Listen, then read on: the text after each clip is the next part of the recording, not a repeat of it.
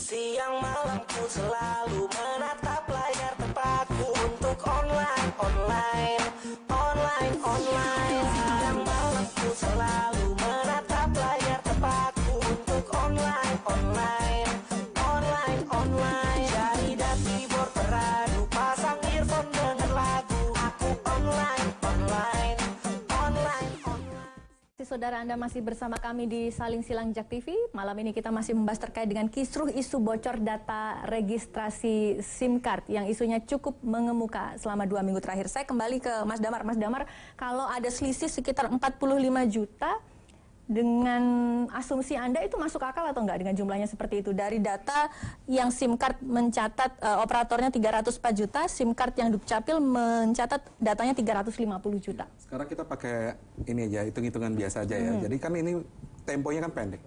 Hanya dalam beberapa bulan, kemudian orang seluruh warga bergegas untuk mendaftarkan diri. Nah, jadi sebetulnya dalam tempo waktu singkat, kalau dikatakan ada 45 kesalahan data, itu sebetulnya tidak mungkin dilakukan oleh human error. Jumlahnya terlalu fantastis. Jumlahnya terlalu besar. Sehingga kita mendalami beberapa temuan. Misalnya temuan bahwa ada mesin yang memang mendaftarkan secara otomatis. Dalam satu menit dia bisa mendaftarkan 50 nomor. Nah, itu yang kita dalami juga laporan dari masyarakat, yang kemudian kita juga bertanya-tanya apakah mesin itu memang digunakan untuk memenuhi target tadi, misalnya target. Sorry. Kita bisa tahu itu mesin itu daftarnya lewat telepon seluler masyarakat dari mana? Ini ada di operator mesin ini. Jadi siap. mesin pendaftar memang untuk mengaktifkan kartu ya. Ini jangan-jangan apa yang tadi Pak Merza tadi yang kejar target itu? Iya, nanti kita Pak Merza udah Tapi saya mau mengatakan begini, bahwa yang kita bicarakan tadi tentang bocor itu kan sebenarnya di luar. Di dalam sendiri sebetulnya tadi udah diakui bahwa ada bolong-bolong. Nah, bolong-bolong ini sebetulnya yang boleh lebih cocok disebut bocor ya. Artinya sistemnya tidak aman, tidak secure. Ketika kita mengirimkan data dari warga mengirimkan data ke operator, dan operator kemudian mengecek ke Dukcapil, ada yang bocor, istilahnya tidak match tadi itu kalau menurut ini, dan itu menyebabkan ada kekisruhan dan kemudian terjadilah selisih 45 juta data. Tidak match-nya itu seperti apa, Mas Damar? Contohnya? Tidak match-nya kan artinya tidak sama antara yang diinginkan kan data bersih, data yang warga yang betul-betul mendaftarkan pasca bayar, dan bukan data yang seperti sekarang ya, yang asal submit aja. Yang asal submit ya. Jadi yang tidak clean lah. Kalau dalam proses data pengumpulan data itu datanya tidak bersih, tidak cleaning, datanya nggak ada. Atau makanya kan tadi ada langkah yang sebetulnya dilakukan setelah ya, cross check ya. Cross check atau rekonsiliasi itu kan sebenarnya setelah. Nah, artinya dalam arsitektur atau sistematika penyusunan datanya di awal itu tidak rapi, tidak cermat, atau tidak memikirkan banyak hal, aspek-aspek yang bisa jadi celahnya. Menjadi celah. Nah, ini yang sebenarnya lebih layak disebut sebagai kebocoran. Dan nah, ini yang saya khawatir ketika itu menjadi kekhawatiran banyak pihak kan sebetulnya ke sana, lebih ke kalau tidak cermat, maka nanti ada kerugian-kerugian. Nah, kerugiannya itu bisa salah satunya yang paling penting menurut saya itu landasan yang paling bawah itu adalah kepercayaan warga untuk menyerahkan datanya kepada negara. Nah, kalau kepercayaan warganya yang kemudian menjadi tergerus hanya karena tidak cermat membuat sistematika atau membuat sebuah arsitektur data, nah itu yang menjadi persoalan, dan ini harus cepat-cepat diatasi. Oke, Mas, kalau registrasinya kemudian kacau seperti ini, apakah kemudian sebenarnya tujuan utama untuk registrasi ini menertibkan untuk bisa mengetahui identitas mereka yang memegang handphone, nomor telepon, itu bisa tercapai? Harusnya bisa ya. Ini kan pengalaman Indonesia bukan satu-satunya negara yang melakukan registrasi. Malaysia melakukan ini di tahun 2006. Jadi ada banyak pengalaman negara-negara lain yang sebetulnya bisa jadi rujukan. Bagaimana sih sistemnya mengatur. Nah, tapi kita kan istimewa ya, karena kita punya pengguna penduduk yang luar biasa gitu ya. Jadi jumlah yang tercatat sebelumnya kan 350 juta. Jumlah operatornya juga banyak. Jadi memang tantangannya besar. Kayak kalau di negara lain kasusnya seperti apa?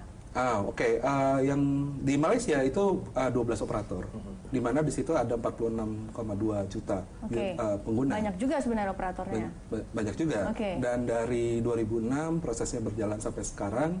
Yang menarik adalah di 2017 kemarin Oktober datanya bocor, dijual di forum jual beli, seharga $6.500. Artinya di situ ada begini. Kita tidak bicara tentang sistem hari ini, tapi sistem yang aman sampai selamanya kalau bisa. Dan sistem yang aman itu jaminan yang sangat penting karena ini data yang diserahkan kan krusial. Kita bukan hanya menyerahkan NIK atau bukan hanya menyerahkan KK atau NIK, tapi ada data di balik metadatanya yang sebetulnya memprofil data seseorang. Nah itu yang mungkin perlu disadari oleh banyak pihak bahwa ini bukan cuma sekedar kita ingin meng-fight hoax, ingin melawan penipuan dan lain sebagainya, tetapi juga harus ada kesadaran bahwa ini yang pertama-tama harus ditegakkan lebih dulu adalah jaminan privasi warga waktu dia menyerahkan datanya. Baru kemudian yang lain-lain. Oke, saya berarti ke Pak Nur. Pak Nur, kalau berbicara terkait dengan keamanan data, Pak, sebenarnya ketika masyarakat itu melakukan registrasi, datanya ini sebenarnya tersimpan di mana, kemudian disalurkan kemana, dan bagaimana proses pengamanannya, Pak? Ya, jadi yang kita bahas ini dan juga proses registrasi ini rupanya berkembang begitu masif ya pembicaraan, dan ini ternyata membuka wacana dan kesadaran buat semuanya, termasuk yang terhormat dari DPR gitu ya, pentingnya perlindungan data pribadi, dan ini sebuah kebutuhan yang sangat mendesak. Jadi nggak bisa ditunggu-tunggu lagi gitu ya. Beberapa negara sudah mulai menerapkan perlindungan data pribadi ini. Misalnya Korea, Jepang itu sudah 2013 yang lalu. Memang banyak yang baru masalah ini ya, banyak yang baru. Amerika saja juga sekitar 2013 baru mengenai aturan data pribadi. Sebelumnya nggak ada aturan itu. Negara yang bebas lah misalnya begitu. Nah, berkenaan dengan perlindungan data ini yang menjadi yang menjadi poin penting adalah data itu ada di mana. Kalau Mas Damar tadi menyaksikan misalnya di Malaysia dan sebagainya, sampai dijual. Iya, jangan sampai ada pihak-pihak tertentu yang melakukan semacam misalnya Kominfo nih, ya udah agar aman Kominfo jadi clearing house saja. Nah, pemerintah ketika menjalankan hal tertentu ini kan kadang-kadang bisa jadi kurang teliti dan sebagainya.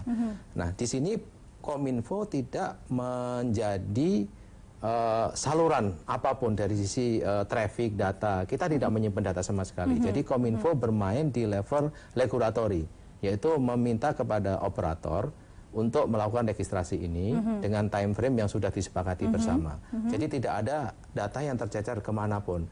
Nah, masyarakat datanya ini berarti sekarang masih tersimpan di operator? Nah, belum tentu. Jadi masyarakat itu kan menyerahkan data melalui SMS atau datang ke gerai. Data bukan dokumen loh ya. Artinya NIK dan nomor KK melalui SMS. Data itu kan dikirim ke operator.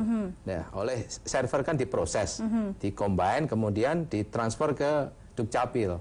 Nah, data di Dukcapil tetap di Dukcapil sebenarnya. Nah, kemudian Dukcapil memberikan notifikasi atau jawaban valid, tidak valid, atau sesuai atau tidak sesuai.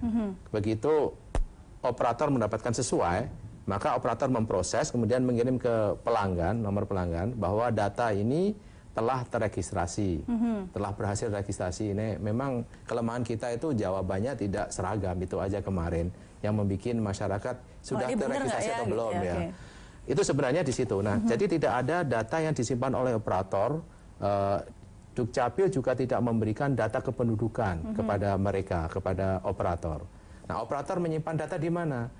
Sebagai penyelenggara telekomunikasi dan pelanggan, otomatis operator juga harus menyimpan data pelanggan dong, ya kan? Nah, data ini tentu disimpan dengan baik di sisi operator, ditaruh di server yang tentu aman, dan diminta untuk memberikan jaminan. Amannya itu tidak hanya sekedar komitmen saja, tapi komitmen juga ada beberapa persyaratan, misalnya harus memiliki data yang standar. Tersimpan di operator itu apa?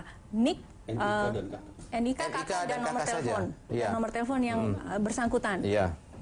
Jadi kalau misalnya suatu saat terjadi sesuatu ya, emergency, atau terjadi misalnya kriminal atau apa terhadap yang terkait sama nomor tersebut, aparat hukum bisa meminta data ke operator. Yang melakukan adalah nomor ini, NIK ini. Nanti keluar data. Nanti aparat hukum juga berhubungan dengan Dukcapil. Iya. Oke. Nah, sekarang begini, kalau sampai ada kejadian, berarti data yang masuk terus kemudian diverifikasi di Dukcapil itu, Dukcapil tidak otomatis bisa memverifikasi, ini nomornya sudah terdaftar dengan beberapa nomor loh. Berarti pada saat itu Dukcapil itu tidak bisa langsung menyaring seperti itu, Pak? Oh, Dukcapil cara kerjanya tidak begitu. Makanya tadi ada versi hit atau apa. Dukcapil itu hanya mencocokkan saja. Ini ada permintaan NIK sama nomor KK. Ternyata itu kombinasinya sesuai. Maka Dukcapil tinggal jawab sesuai atau tidak sesuai, valid atau tidak valid saja. Iya. Tapi Dukcapil tidak memberikan kuota NIK dan kuota dan ini hanya bisa sudah terdaftar berapa nomor, itu tidak sampai ke situ. Iya, jadi Dukcapil itu kan sebuah sistem yang sangat besar, yang kompleks, dan mereka butuh kesederhanaan juga di dalam memproses tadi. Gitu. Ya. Baik, saudara, kita akan membahas terkait dengan tudingan bahwa operator dianggap adalah pihak yang salah satunya punya andil terkait dengan kebocoran data. Betulkah demikian, Pak Merza? Tetap bersama kami di Saling Silang. Berat.